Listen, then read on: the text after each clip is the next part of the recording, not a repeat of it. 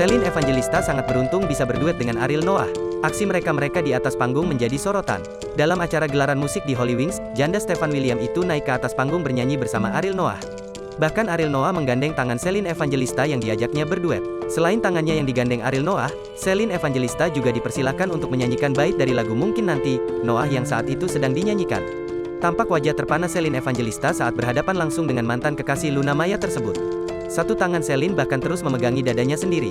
Hal tersebut diketahui dari pantauan banjarmasinpost.co.id dalam Instagram story @celine_evangelista, Sabtu, tanggal 2 April tahun 2022.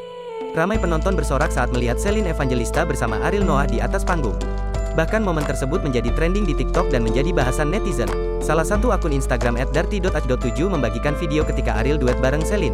@celine_evangelista nyanyi bareng @Ariel Noah, terang pemilik akun itu.